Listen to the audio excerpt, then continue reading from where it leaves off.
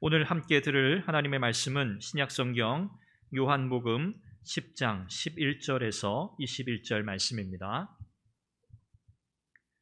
요한복음 10장 11절에서 21절 말씀 교독하는데 제가 먼저 11절 읽고 마지막 21절은 함께 읽겠습니다. 나는 선한 목자라.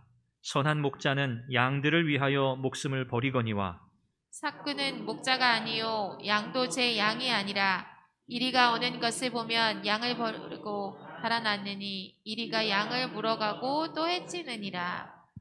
달아나는 것은 그가 삭군인 까닭에 양을 돌보지 아니함이나 나는 선한 목자라. 나는 내 양을 알고 양도 나를 아는 것이 아버지께서 나를 아시고 내가 아버지를 아는 것 같으니 나는 양을 위하여 목숨을 버리노라. 또 이 우리에 들지 아니한 다른 양들이 내게 있어 내가 인도하여야 할 터이니 그들도 내 음성을 듣고 한 무리가 되어 한 목자에게 있으리라. 내가 내 목숨을 버리는 것은 그것을 내가 다시 얻기 위함이니 이로 말미암아 아버지께서 나를 사랑하시느니라. 이를 내게서 빼앗는 자가 있는 것이 아니라 내가 스스로 버리노라. 나는 버릴 권세도 있고 다시 얻을 권세도 있으니 이 계명은 내 아버지에게서 받았노라 하시니라. 이 말씀으로 말미암아 유대인 중에 다시 분쟁이 일어나니 그 중에 많은 사람이 말하되 그가 귀신 들려 미쳤거늘 어찌하여 그 말을 듣느냐 하며 어떤 사람은 말하되 이 말은 귀신 들린 자의 말이 아니라 귀신이 맹인의 눈을 뜨게 할 수 있느냐 하더라. 아멘. 아멘.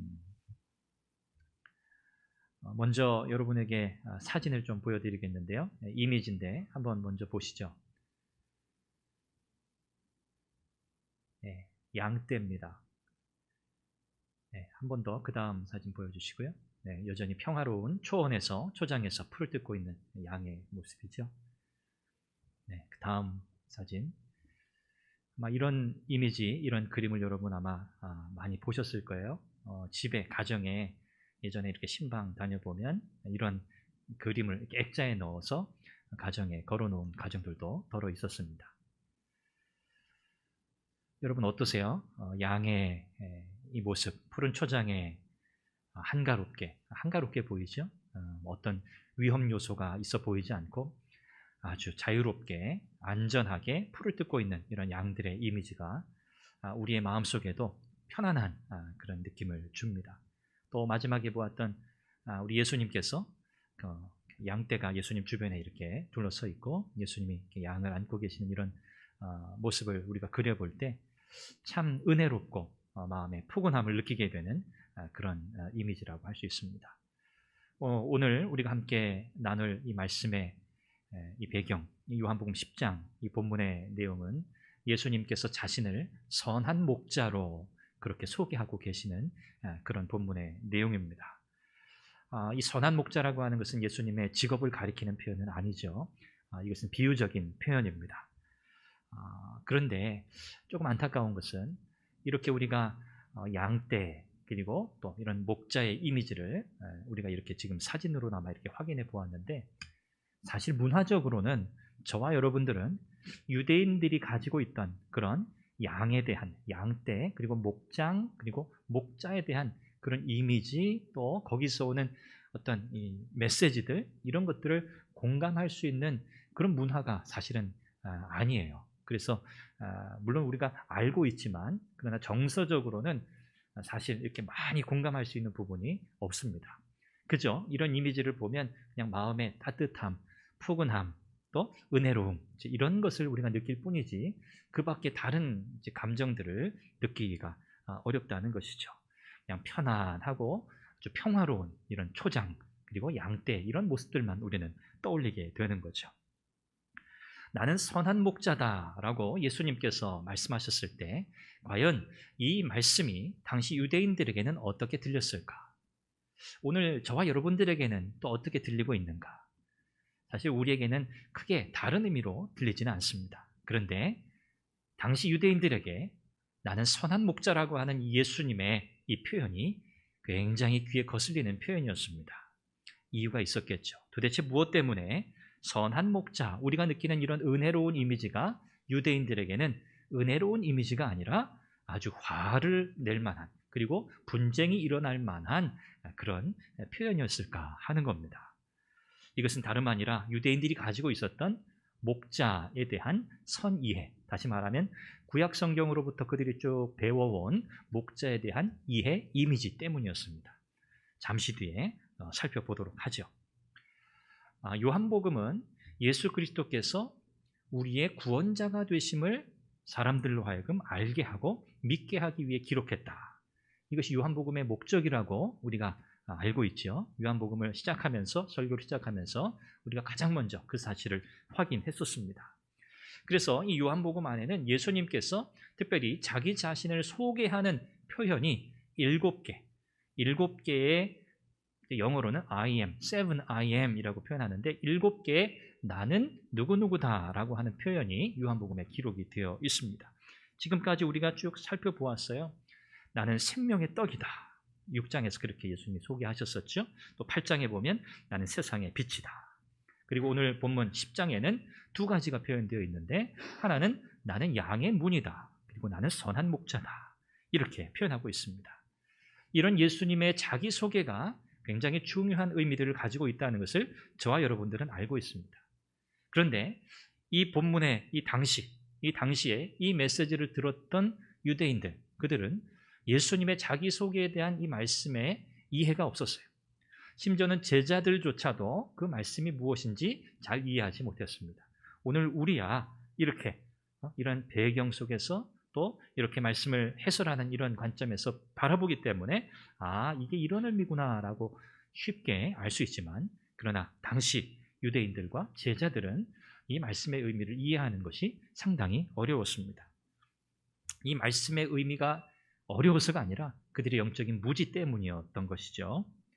우리 주님께서는 이와 같이 나는 누구누구다라고 하는 자기소개를 쭉 이어가시면서 이제 9장에서 우리가 살펴보았었죠.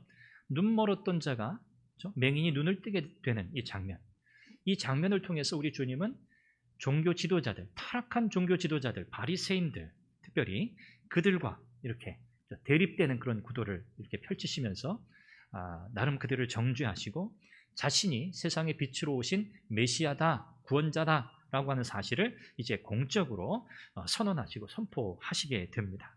그리고 나서 이제 오늘 본문 10장을 통해서도 삭군 목자와 선한 목자를 이렇게 대조하시면서 이 종교 지도자들, 타락한 이 종교 지도자들의 이런 위선을 드러내시고 자신의 십자가의 죽음을 예고하기 시작하십니다. 그리고 이제 11장 가면 나사로의 죽음이 나오고요. 그리고 12장에 가면 예수님께서 이제 인자가 영광을 얻을 때가 왔다라고 말씀하시면서 제자들에게 이제 십자가의 죽음을 알리시는, 예고하시는 내용으로 자연스럽게 흘러가게 됩니다. 그러니까 오늘 우리가 살펴볼 이 10장의 선한 목자 그리고 양떼와 관련된 이 비유적인 이 말씀들을 통해서 우리는 결국 무엇을 바라보게 되나요? 예수 그리스도의 십자가 대속의 죽음을 향해 우리는 가게 되는 것입니다. 오늘 선한 목자라고 비유적으로 자기 자신을 소개하고 계시는 우리 주님의 이 자기소개를 통해서 예수 그리스도께서 우리의 구원자가 되시는, 나의 구원자가 되신다고 하는 이 사실을 확신하는 은혜의 시간이 되시기를 바랍니다. 뿐만 아니라 선한 목자가 되셔서 자기 양떼, 자기 백성, 저와 여러분들을 세밀하게 돌보고 계시는 그 주님의 돌보시는 은혜를 기억하고 확인하면서 감사하는 은혜의 시간이 되시기를 바랍니다. 자, 예수님께서 나는 선한 목자다라고 말씀하셨을 때 제가 말씀드린 것처럼 따뜻하게 이 말씀이 부드럽게 은혜롭게 느껴지는 그런 표현으로 우리에겐 다가오지만 이 선한 목자라는 표현이 유대인들에게는 그렇지 않았다 말씀드렸잖아요. 왜 유대인들은 이 표현을 그렇게 받아들이지 않았을까? 그렇게 부드럽고 따뜻한 긍정적인 메시지로 듣지 못했을까라는 거예요. 왜 그랬을까요? 구약에서 하나님만이 하나님의 백성의 목자로 표현돼요. 하나님이 하나님의 백성의 목자고 하나님의 백성들은 그분의 양으로 이렇게 구약 성경에 비유적으로 표현되어 왔다는 거죠. 그래서 유대인들은 그 이미지를 잘 알고 있어요. 목자와 양의 관계에 잘 알고 있어요. 아, 이스라엘의 목자는 하나님 한 분뿐이시다. 우리는 그분의 양이다. 이런 이미지가 그들의 이런 배경 지식 속에 이미 깔려 있는 거예요. 우리가 잘 아는 시편 23편 말씀 어떻게 시작하죠? 여호와는 나의 목자시니. 그렇잖아요. 이 목자라고 하는 이 이미지가 유대인들에게는 굉장히 강력하고 강렬하게 남아있는 그런 이미지예요. 그러니까 유대인들이 예수님께서 등장하셔서 나는 선한 목자다라고 말씀하셨을 때 화가 나는 거예요. 왜요? 그들은 아직 예수님을 메시아로, 구원자로 그렇게 보지 않습니다. 믿지 않아요. 그런데 어떤 젊은 청년이 나타나서 자신이 선한 목자라고 주장하니 유대인들이 화가 나지 않을 수 있겠습니까? 자신들의 전통, 하나님의 말씀, 율법, 이 모든 것들을 다 거스리는 그런 표현이란 말이죠. 그들에게 목자는 유일하신 한 분 하나님뿐이신데 어떻게 저렇게 젊은, 새파랗게 젊은 청년이 자신을 가리켜 선한 목자라고 할 수 있느냐는 거예요. 그러니까 유대인들에게는 어떻게 들렸을까요? 그 말이. 나는 선한 목자라는 말이 유대인들에게는 나는 하나님이다 라는 말로 들린 거예요. 그러니까 이 말은 신성모독적 발언이에요. 유대인들은 이 말씀을 그렇게 이해했어요. 받아들였어요. 그래서 오늘 읽은 말씀 19절에 보면 사람들 사이에 분쟁이 일어났다 그러죠. 그러면서 뭐라고 말합니까? 저 사람이 귀신 들려서 미쳤다라고 그렇게 사람들이 이야기합니다. 또 한편에서는 어떻게 귀신 들린 자가 이런 일을 할 수 있느냐. 또 이렇게 반대 의견을 내기도 하죠. 여러분이 선한 목자라고 하는 이 표현, 비유적인 표현은 구약 성경을 통해서 쭉 이렇게 말씀되어 온 중요한 이미지인데 특별히 오늘 본문과 관련해서는 에스겔 34장 말씀을 그 배경으로 하고 있습니다. 이 34장, 에스겔 34장에 보면 하나님의 백성을 양떼라고 부르고 하나님을 그의 백성의 목자라고 그렇게 부릅니다. 목자와 양의 관계는 언약적인 관계를 나타내는 거예요. 이 표현 자체가 그래요. 언약 백성이란 말 우리가 하잖아요. 하나님과 하나님의 백성의 관계가 어떤가를 설명해주는 비유적인 표현입니다. 목자와 양의 관계가 그렇다는 거죠. 그래서 하나님은 하나님을 대신해서 하나님 자신을 대신해서 이 백성들을 돌볼 목자를 하나님께서 세우셨어요. 구약시대에 그들이 누군가요? 바로 제사장들 그리고 왕들입니다. 하나님께서 그들에게 하나님이 하셔야 할 그 목자로서의 일을, 역할을 그들에게 담당시키셨어요. 그런데 에스겔서 34장을 쭉 읽어보시면 그들이 하나님께서 맡겨주신 이 목자의 역할을 제대로 감당하지 않았습니다. 한마디로 하나님의 양떼인 하나님의 백성을 전혀 돌보지 않은 거예요. 에스겔 34장 8절에서 하나님께서 이렇게 한탄하면서 이렇게 말씀하세요. 내 양떼가 노략거리가 되고 모든 들짐승의 밥이 된 것은 목자가 없기 때문이라. 내 목자들이 내 양을 찾지 아니하고 자기만 먹이고 내 양떼를 먹이지 아니하였도다. 이게 하나님의 탄식입니다. 하나님께서 세우셔서 자기 양떼를 돌보라고 위임해 놓으신 자들이 양떼는 돌보지 않고 자기 이익만을 추구하며 살고 있더라는 거예요.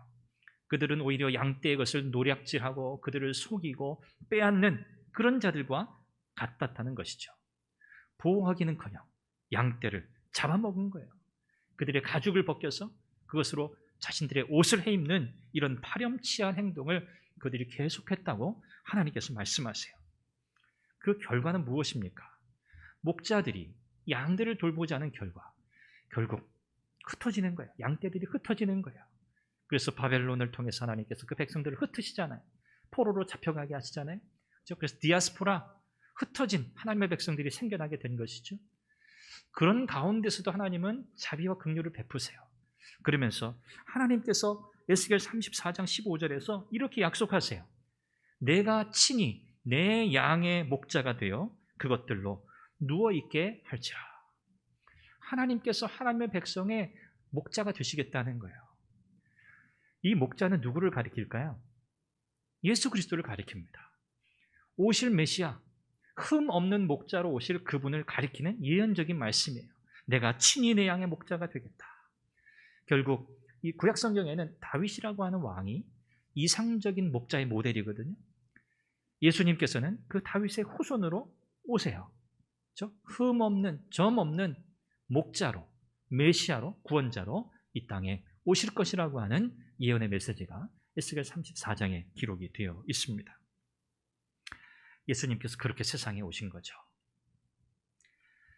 자, 예수님께서 선한 목자가 되신다는 사실을 먼저 이야기하기 전에 오늘 우리가 읽은 본문 11절 그 이전에 1절부터 쭉 그 말씀 앞선 내용들을 살펴보면 특별히 7절에서 10절 사이에서 예수님이 자신을 다른 표현으로 먼저 소개하세요.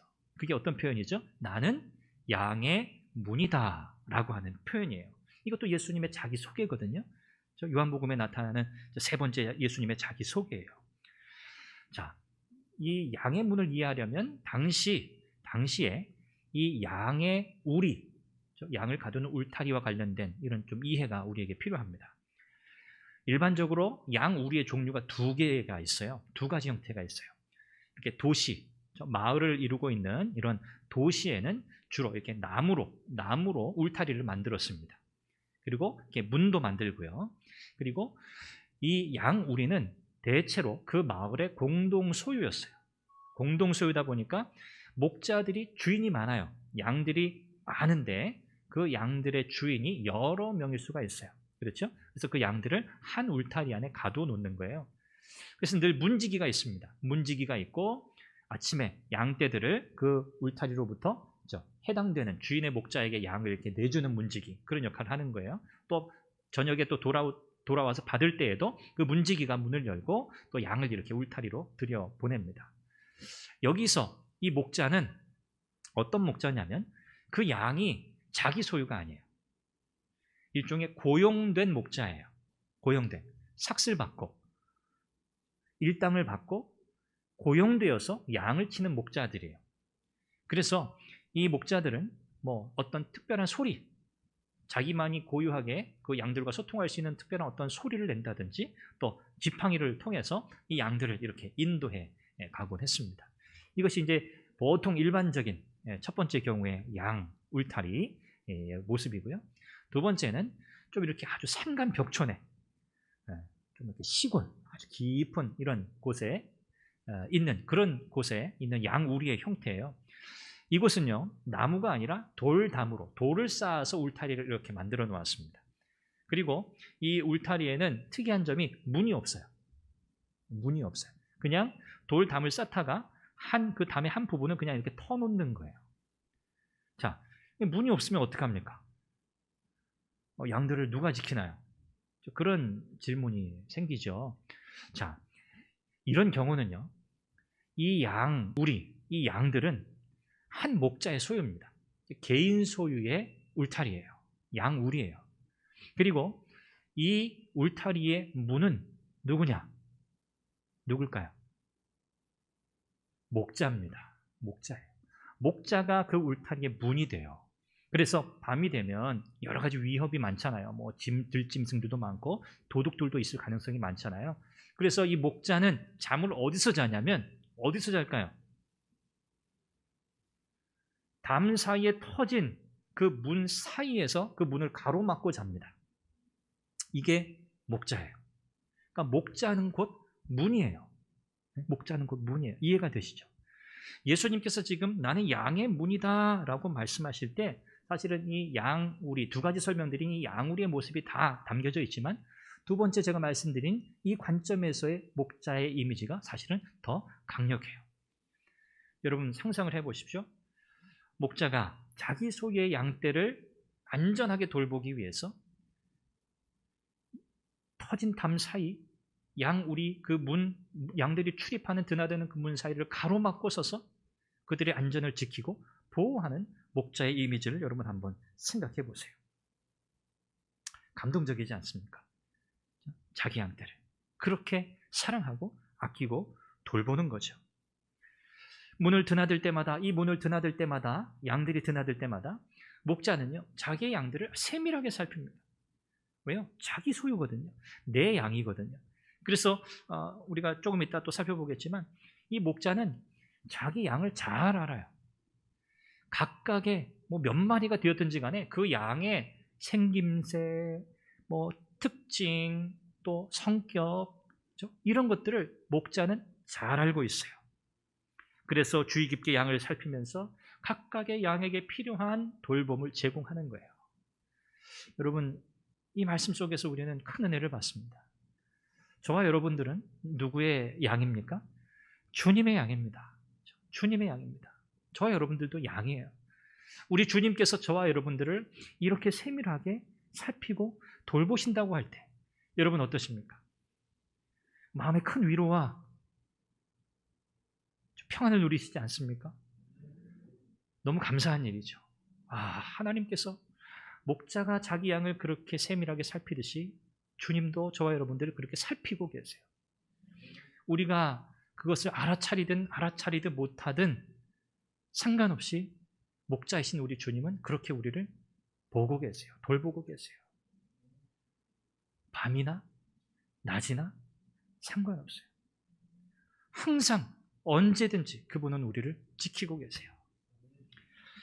이런 은혜가 우리 가운데 있다는 것은 너무너무 감사한 일입니다.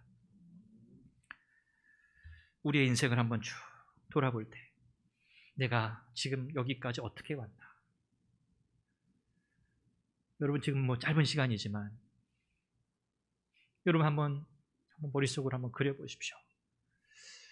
내가 내 인생 지금 이 시점까지 내가 어떻게 왔지? 하나님께서 우리의 인생에 어려움, 고비 순간순간들마다 하나님이 나를 어떻게 지켜주셨지? 나를 어떻게 인도하셨지? 하나님의 크신 은혜가 여러분의 마음 깊이 새겨지기를 간절히 바랍니다. 그래서 여러분 우리는 확신해야 돼요. 우리는 우리 주님의 깊은 돌봄 가운데 있다는 사실. 여러분 이걸 확신하십시오. 주님은 우리를 돌보고 계세요. 주님의 눈은 우리를 늘 향해 계세요. 이 사실이 여러분들에게 위로가 되시기를 바랍니다. 여러분 선한 목자와 사꾼 목자의 차이가 있습니다. 주님이 오늘 본문에서 설명하시죠. 선한 목자는요, 양의 이름을 하나하나 다 알아요. 각각의 양의 이름을 다 알고 있어요. 아까 말씀드린 것처럼 도시에 있는 그 양 우리에는 여러 목자들의 양이 섞여 있습니다. 그래서 목자들이 자기 양을 부르는 고유한 소리와 방식이 다 제각기예요. 어떤 경우는 양에게 붙인 이름이 있어서 그 양의 이름을 불러서 그 양을 불러내기도 합니다. 자, 그런데 놀라운 사실은 양들도 목자의 음성을 안다는 거예요. 참 놀랍죠. 양들도 목자의 음성을 알아차려요. 그래서 혹 다른 목자가 와서 다른 목자의 소의 양을 불러내려고 하면 양이 반응하지 않아요. 따라가지 않아요. 그 음성에 반응하지 않고 오히려 회피해요. 누구의 음성만 따라요? 자기 목자의 음성만 듣고 그 목자의 음성만 따라가게 되어 있어요. 그러니까 낯선 목자의 음성을 따라가지 않는다는 것이죠. 선한 목자는 양을 보호하기 위해서 또 어떠합니까? 헌신합니다. 자기 양을 위해서는 목숨까지도 버린다 그렇게 말씀해요. 여러분 저를 포함해서 우리 같으면 양을 위해서 목숨을 버리겠습니까? 여러분 어떠세요? 양을 위해서 목숨을 버리실 수 있으세요? 뭐 이렇게 어렵게 생각하세요? 못하죠. 못해요. 여러분 양을 위해서 어떻게 우리의 목숨을 바칠 수가 있습니까? 우리가 사랑하는 집에서 기른 어떤 동물들 있잖아요. 애완견들, 반려동물들. 그런 동물들하고도 정이 깊게 들고 그런 동물들이 이렇게 병이 들거나 죽게 되면 정말 너무 슬프고 마치 내 가족, 내 형제가 아프고 그렇게 죽음을 당한 것처럼 그렇게 슬퍼하잖아요. 그렇다고 해서 여러분 그 동물을 살리기 위해서 여러분 목숨을 내놓으라 하면 내놓으시겠습니까? 못하죠. 속상하고 슬프고 안타깝지만 내 목숨보다 귀한 건 없단 말이에요. 그럴 수 없어요. 그런데 오늘 이 본문의 선한 목자는요, 자기 양을 위해서 목숨을 버린대요. 이것도 충격적인 사실 메시지예요. 당시 고용되어서 삭슬받는 목자들은요, 이런 생각을 할 수가 없습니다. 자기 양을 위해서 목숨을 걸고 지키는 목자가 있기 때문에 그 양들은 안전하고 아무 염려가 없어요. 푸른 초장에 풀을 마음 놓고 뜯고 평안하게 그 초장을 누리면서 살아갈 수 있어요. 그런데 사꾼 목자는 다릅니다. 저와 여러분들도 선한 목자 되신 우리 주님께 우리의 모든 것을 다 맡길 수 있어야 합니다. 그분이 우리의 선한 목자시라면 그분은 우리를 위해서 못하실 일이 아무것도 없으세요. 우리는 이미 알고 있잖아요. 그분이 우리를 위해서 자기의 생명을 주셨다는 사실을 우리는 알고 우리는 믿잖아요. 그렇죠? 이것이 얼마나 놀라운 사실입니까? 은혜입니까? 우리는 예수 그리스도 안에서만 참된 자유와 안전을 누릴 수 있는 거예요. 이 자유는 내 멋대로 하는 자유가 아닙니다. 철저히 선한 목자 되신 우리 주님의 음성을 듣고 그 지시에 따르는 삶을 살아갈 때 우리는 안전하고 평화로운 삶을 살아갈 수 있다는 것이죠. 사꾼 목자들, 그들도 하는 일은 사실은 똑같습니다. 양들을 초장으로 이끌어가고 꼴을 먹이고 다시 양 우리로 데리고 가는 일을 똑같이 해요. 그런데 결정적으로 그들이 선한 목자와 구별되는 순간이 있습니다. 오늘 말씀해 보니까 언제라고 말씀합니까? 이리 때가 찾아올 때. 위험의 순간, 위기의 순간이 딱 다가오면 사꾼 목자들은 어떻게 돼요? 양을 보호하는 것이 아니라 버리고 어떻게 한다고요? 도망가는 거예요. 도망가요. 양을 버리고 도망칩니다. 12절에 보면 예수님께서 그 이유를 설명하셔요. 사꾼은 목자가 아니요 양도 제 양이 아니기 때문이다. 여러분, 사꾼은요 그럴 이유가 없어요. 사실. 왜? 자기 양이 아니거든요. 자기 소유가 아니에요. 자기가 그 양을 지키기 위해서 열심히 맹수와 싸웠다고 해가지고 뭐 자기 임금이 갑자기 팍팍 오르거나 그런 일이 없어요. 그건 그들이 그냥 일상적으로 당연하게 해야 할 그들의 임무 중에, 의무 중에 하나예요. 그 양을 내가 지켜냈다고 그 양의 주인이 당신 이 양을 가지시오 이렇게 자기 소유로 주는 것도 아니에요. 그러니까 아무런 유익이 없어요. 자기 자신에게는. 혹시 이리 때와 다투다가 자기만 손해를 당하고 다칠 염려가 있는 거예요. 그래서 사꾼은요 어떻게 해요? 늘 자기 자신의 유익이 먼저기 때문에 양들을 버리는 거예요. 이거 비유적인 표현이란 말이죠. 이 사꾼은 누구를 가리킬까요? 타락한 종교 지도자들을 가리키는 거예요. 바리새인들을 가리키는 거예요. 하나님의 백성을 사실은 맹인되게 만드는 자들, 앞을 보지 못하게 만드는 자들, 그들을 주님께서 말씀하고 계시는 거예요. 그들과 대조적으로 우리 주님은 그렇지 않으시다는 것. 우리 주님은 참 목자, 선한 목자가 되신다. 양들을 위해 목숨을 내어 버리는 분이시다. 메시아다, 구원자다라는 사실을 말씀하고 계시는 거죠. 이 타락한 종교 지도자들, 그들에게는 양을 사랑하는 마음이 없었습니다. 양의 유익을 구하려는 그런 마음이 추호도 없었어요. 여차하면 양 버리는 거예요. 자기가 필요한 대로 양을 썼다가 여차하면 또 그 양을 버릴 준비가 되어 있었던 사람들, 그들이 바로 타락한 종교 지도자들이었습니다. 우리 주님은 그렇지 않다고 말씀하시면서 14절과 15절에 보면 우리 주님과 양떼의 관계를 성부 하나님과 성자 하나님 사이의 관계로 그렇게 설명하고 계세요. 그것과 같다는 거죠. 목자이신 주님과 또 그분의 양들의 관계는 성부 하나님과 성자 예수님의 관계와 같다고 말씀하세요. 여기서 중요한 표현이 안다라고 하는 표현이에요. 내가 내 양을 안다.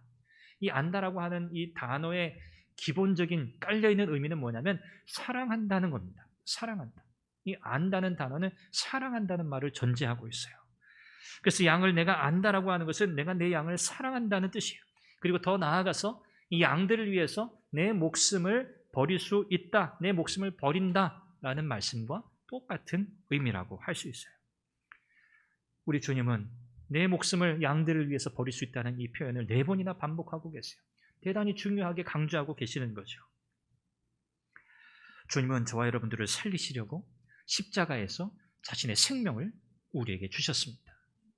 그 생명을 받은 저와 여러분들은 이제 영원한 생명의 삶을 살아가게 된 것이죠. 이것이 복음입니다. 이것이 하나님의 은혜입니다. 그래서 주님의 십자가를 우리는 사랑이라고 부르는 거예요.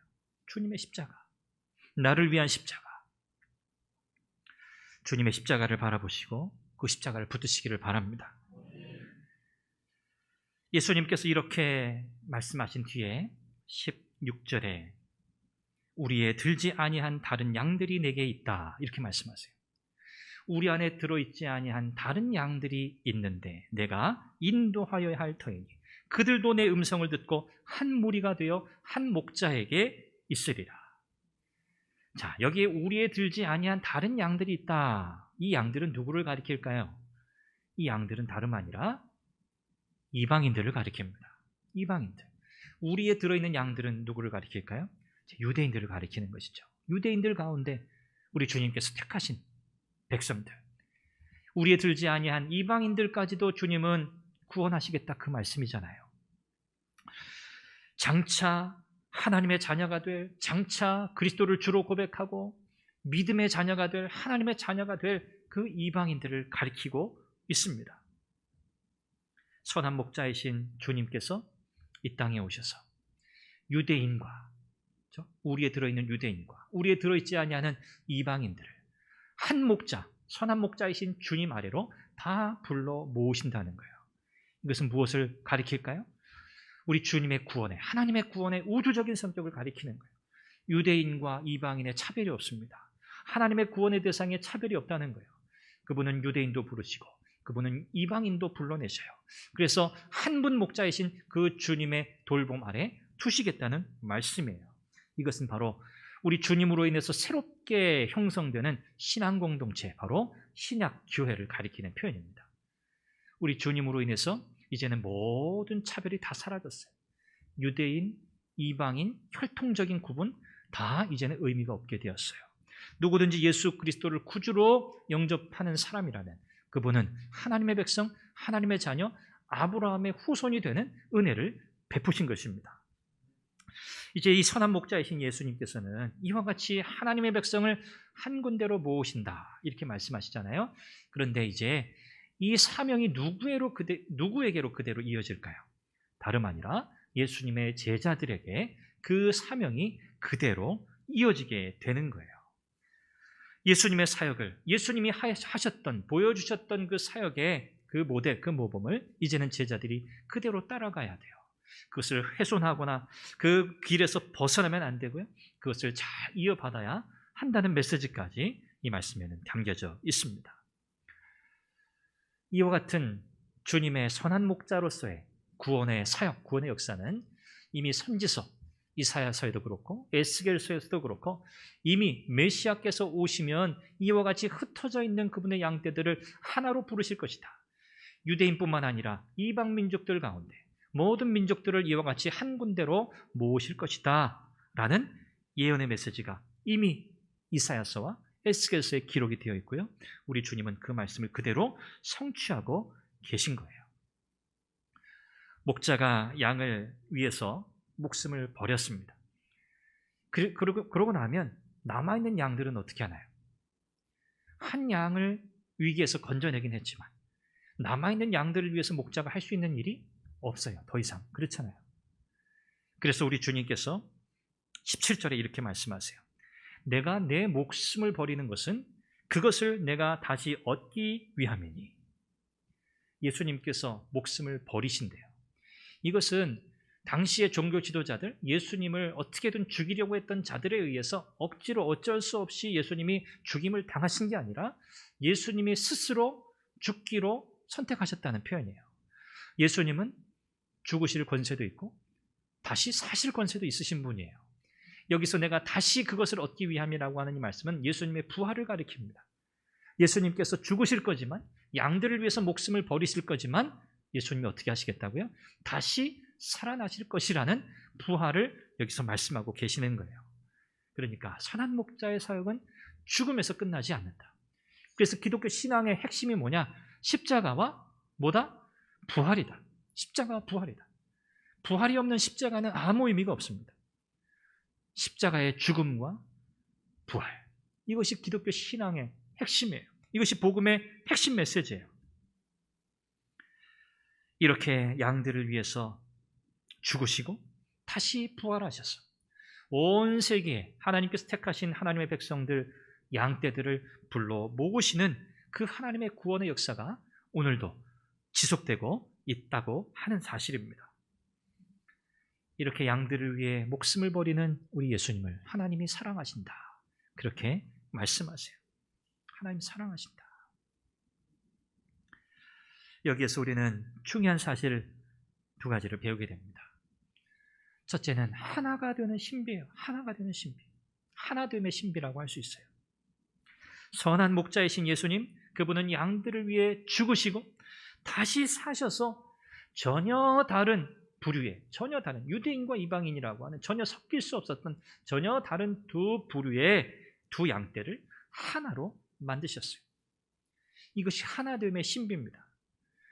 이런 일은 일어날 수 없어요. 유대인과 이방인이 한 공동체 안에서 공존한다는 것은 있을 수 없는 일이었어요.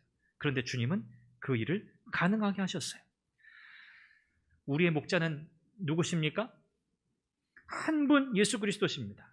그렇죠? 우리의 목자는 한 분이에요. 우리의 목자는 여러 명이 아니에요. 목자가 한 분이신 것처럼 오늘도 그분을 따르는 양떼도 어때야 합니까? 하나여야 해요. 교회도 하나여야 하는 거예요. 교회도 하나여야 해요. 물론 오늘날 교파가 굉장히 많습니다. 교단, 교파가 굉장히 많습니다. 뭐 한편으로는 긍정적으로 생각할 수 있지만 또 다른 한편으로는 부정적으로도 생각할 수 있어요. 이런 다양한 이런 나뉘어짐, 갈라짐, 그 속에서 분열이 많이 있었거든요. 그러나 영적인 의미에서 우리가 접근해 본다면 이 세계에, 온 세상에 하나님께서 택하셔서 부르셔서 하나님의 자녀 삼으신 하나님의 백성들은 엄밀한 의미에서는 하나입니다. 하나예요. 이거 우리는 우주적 교회라고 표현해요. 우주적 교회. 유니버설 철치. 우주적인 교회예요. 온 세계에 흩어져 있는 하나님의 백성들, 영적인 하나님의 백성들. 우리가 대면에서 볼 수 없지만, 만날 수 없지만, 그러나 하나님께서 곳곳에 구원해내신 하나님의 백성들을 우리는 하나인 교회, 우주적인 교회라고 그렇게 부릅니다. 오늘 우리는 하나님께서 예수 그리스도를 통해서 이렇게 우리를 하나로 묶으셨다는 사실을 잘 이해해야 해요. 그리고 지역교회, 로컬 처치가 있잖아요. 우리 선한교회도 지역교회잖아요. 이 교회라고 하는 이 공동체를 하나님이 허락하셨어요. 이 안에서도 우리는 무엇을 추구해야 합니까? 하나됨을 추구해야 돼요. 하나를 추구해야 돼요. 그래서 교회는 다양성과 통일성이 잘 균형을 맞춰야 한다, 그렇게 이야기해요. 다양성. 저와 여러분들은 다 달라요. 우리는 각자가 다 달라요. 양들이 각각의 특색이 있는 것처럼 우리는 다 달라요. 성격도 배경도 배움도 경험도 다 달라요. 그러나 우리가 유일하게 하나가 될 수 있는 이유, 우리를 하나로 묶는 유일한 하나의 공통 분모가 뭡니까? 우리에게 목자가 한 분이라는 사실이에요. 예수 그리스도, 우리는 그분의 음성을 듣는 그분의 양들이라는 사실이에요. 이것이 우리를 하나로 묶는 유일한 통로예요. 여러분, 예수님 아니면 우리가 여기 모여 있을 이유가 전혀 없단 말이에요. 이 주일, 일요일, 이 정말 황금 같은 시간에 우리가 여기에 모여 있을 이유가 없어요. 다른 거 좋은 거 할 게 너무 많아요, 세상에. 굳이 이 자리에 올 이유가 없어요. 그러나 우리가 이곳에 모인 이유는 우리가 주님의 음성을 듣기 때문이에요. 양들은 주님의 음성을 들어요. 그리고 그분을 따라가거든요. 저와 여러분들도 주님의 음성을 듣기 위해 이 자리에 왔고요, 그분의 말씀을 따라 살기 위해서 이 자리에 온 줄 믿습니다. 여러분, 그래서 우리는요, 서로 다르지만 예수님 때문에 우리는 하나를 이루어가는 거예요. 이것은요, 조직적인 하나됨만 의미하는 게 아니에요.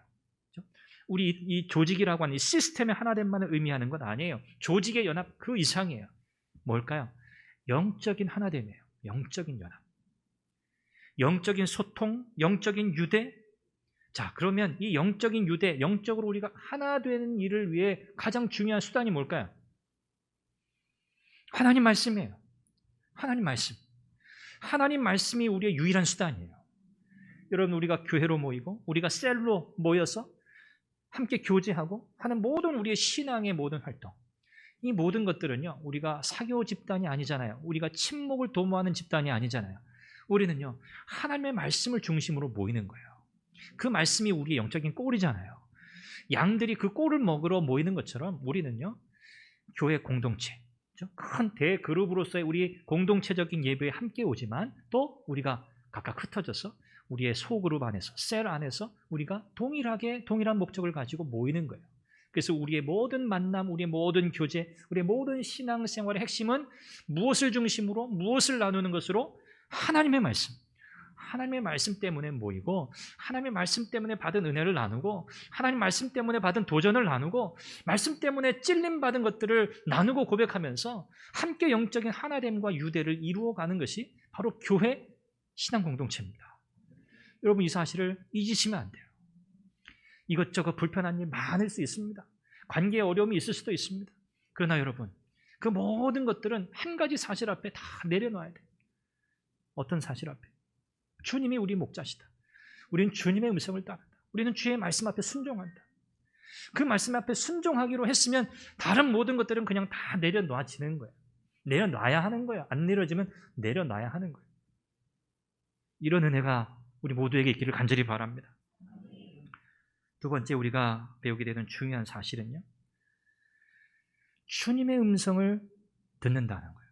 주님의 음성을 듣는다. 교회가 해야 할 가장 중요한 일이 뭔가? 하나님 말씀을 듣는 거예요. 하나님 말씀을 듣지 않는 교회는 존재할 수 없습니다. 살아남을 수 없어요. 세상이 어떻게 바뀌고, 시대가 어떻게 바뀌고, 문화가 어떻게 바뀌고, 우리의 환경이 어떻게 바뀌어든 상관없습니다. 하나님의 말씀은 진리고 하나님의 말씀은 변하지 않아요. 세상이 바뀌어도 영원한 하나님의 말씀, 그것은 진리이기 때문에 그 말씀은 언제나 변함없이 우리의 삶, 우리의 인생의 중요한 원칙이요, 기준입니다. 그 하나님의 말씀을 듣는 것이 우리에게 너무 중요해요. 왜요? 양들은 그 음성을 들어야만 올바른 길로 갈 수 있어요. 양이 길을 벗어나고 양이 무리에서 떨어져 나가는 이유가 뭡니까? 목자의 음성을 듣지 못했기 때문에 그래요. 목자가 부르는 소리를 듣지 못했기 때문에 그래요. 여러분, 우리가 주의 말씀을 듣지 못하게 되는 상황이 벌어지면 안 돼요. 하나님의 말씀을 듣지 못할 정도로 내 영적인 귀가 어두워지는 일이 생기면 안 돼요. 내 영적인 눈이 어두워져서 하나님의 말씀을 분별할 수 없는 그런 상황이 찾아오면 안 돼요. 여러분, 어떻게 해야 합니까? 귀를 쫑긋 세우십시오. 여러분, 눈을 밝히 뜨십시오. 날마다 하나님의 말씀 앞에서 엎드리십시오. 하나님, 내 눈을 열어주십시오. 하나님, 내 귀를 주의 말씀에 민감하게 반응하게 해주십시오. 여러분, 양은요, 자기 목자, 자기 주인의 음성에 귀 기울이고 따라간다고 그랬잖아요. 여러분, 세상에 소리가 얼마나 많습니까? 우리를 유혹하는 메시지들이 얼마나 많습니까? 여러분, 그런 메시지에 여러분 귀 기울이실 필요가 없어요. 그런 메시지들은 다 흘려보내시면 돼요. 오직 하나님의 말씀, 오직 주의 말씀만 여러분 쫓아가시면 돼요. 거기에는 실패가 없어요.